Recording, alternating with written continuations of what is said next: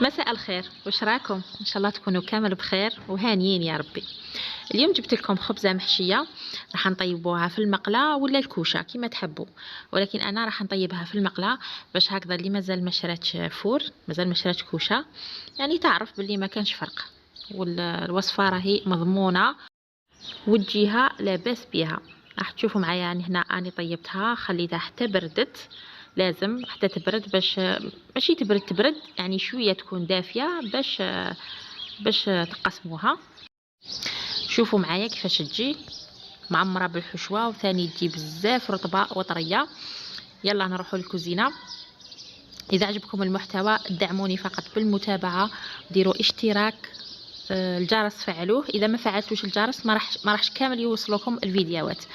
وما تنساوش تخلوا لي جيم دروك قبل ما تنساو ضغطوا على زر الاعجاب. شكرا بارك الله فيكم. نوجد لافارس هي الاولى، راح ندير فيها الخضر كما راكم تشوفوا. هنا جبت هاد الاشواغ اليدويه، ياك هكذا يسموها انا سميتها اشواغ يدويه. اذا نقطع البصله شويه باش نعاونها. ما كانش متوفره عندكم نورمال، قطعوا بالموس.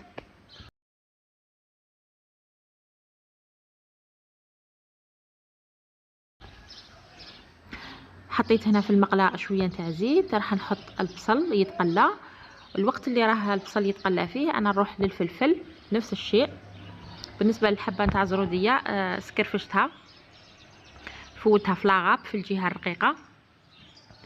حنخليهم كامل يتقلاو مليح. نتبلهم بالملح بالفلفل الاسود. انا درت توابل الدجاج ولا خلطه الدجاج، عندي ثوم مجفف. التوابل ديروا واش تحبوا، اللي تحبوا ديروا ثاني الكركم، الوريقه نتاع رند، اذا كيما تحبوا. تقدروا ثاني ديروا فيها زيتون اخضر. انا طيبتها بالحواضر اللي كان متوفر عندي. المهم هنايا خليتهم تقلاو مليح، ومن بعد زدت عليهم الطماطم ثاني ونخليها تتجمر، لازم تنشف تماما من السوائل.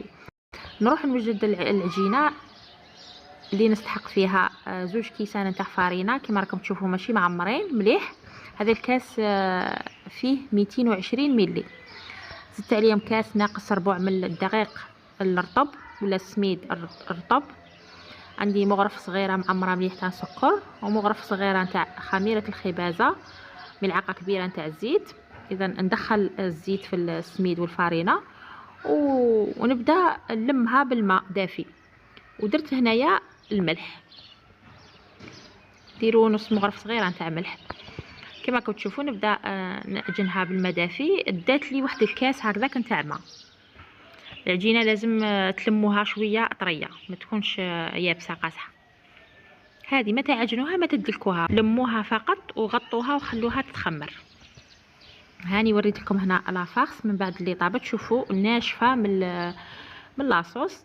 هنا كنت مطيبه اسكالوب، كنت طيبت به ليله من قبل، وهذا اللي بقى زدته لافارس.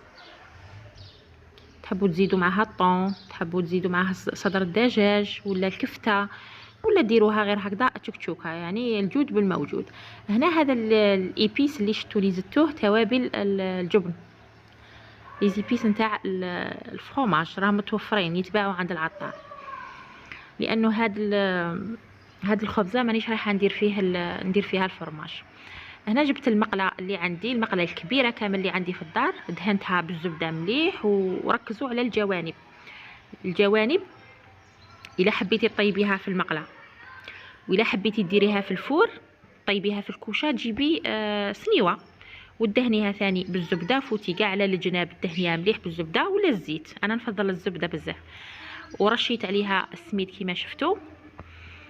هنا قطعت العجينه، قسمتها على 2 وخبزتها كما راكم تشوفوا. خبزوها رقوها. هادو كما راكم تشوفوا فيها راني نطلع في الجناب راني نطلع فيهم هكذا بيدي باش من بعد نبلع. دوك تشوفوا تبعوا معايا.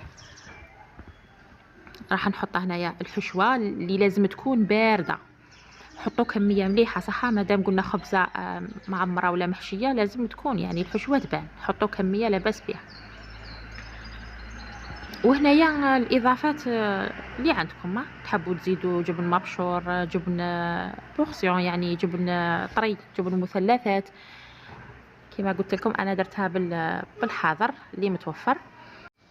انا درت خبزه كبيره لانه عندي هذا المقله كما قلت لكم من قبل، مقلتي كبيره. انتم الا عندكم المقالي صغيورين ولا متوسطين فراح يجوكم زوج خبزات.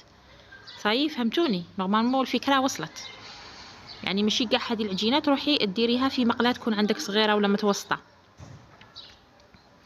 هنا درت البيض المسلوق، القرصه الزوجه ولا الخبزه الزوجه. جبت ورقه طهي باش نخبزها، ونخبزها شويه صغيره يعني في الطول تكون اقل من الخبزه الاولى. هنايا كما راكم تشوفوا ورقه الطهي راح يتنحى فاسيلمون، راكم عارفين. هادوك الجناب اللي كنت الساعه نطلع فيهم، نتوما ثاني لازم تطلعوهم. استناو قبل ما نهضروا على الجناب. هنا جبت الماء والبانسو كامل على الخبزه الفوقانيه، نفوت عليها كامل ندهنها بالماء. وهادوك الجناب اللي طلعتهم الساعه نتوما ثاني لازم تطلعوهم، راح نغلق بهم. تبعوا معايا شوفوا كيفاش راني نبلع ولا راني نغلق هكذا باش الحشوه ما تخرج. كي تمسحوا بالماء محال تنفتح، يعني تلصق العجينه مع اختها، يلصقوا في بعضهم البعض ومستحيل تنفتح لكم. صح كي تسقموها كاع خبزه عاودوا اخبزوها، تغطيها وتخليها ترتاح 15 دقيقه ربع ساعه. تشعلي الفرن، تنقصي للنار وتحطي المقله فوق الغاز. اذا وتغلقي عليها. هنايا شوفي حاجه عندك في الدار، اغلاق ولا سنيوه، وبلي عليها وخليها طيب.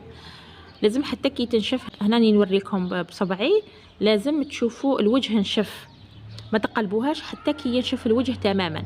هنا كما راكم تشوفوا فيها راني نذرذر في السميد، هذيك الوسطانيه هذيك الجهه مازال تعجين ما نشفتش، ومن تحت طابت تحمرت، يسمى لازم نقلبها. كون نقارع على هذاك الوسط حتى ينشف تكون انحرقت لي من تحت.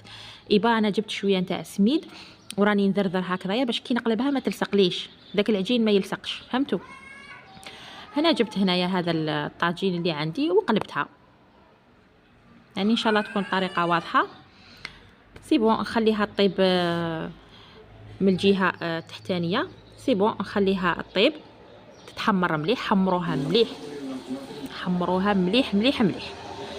وهاي لكم النتيجه. باش نيفيتي الخبزه ما تتعجنش خليتها شويه تفات وقسمتها. شوفوا معايا هنا تجي هايله بزاف بنينه، سيرتو الا درتو فيها الفرامج. واش نقول لكم على البنه وثاني يعني مشبعه مع سوب ولا حريره ولا سلطه. فان شاء الله تجربوها وتنجح لكم، ونتلاقاو باذن الله في وصفه اخرى. سلام.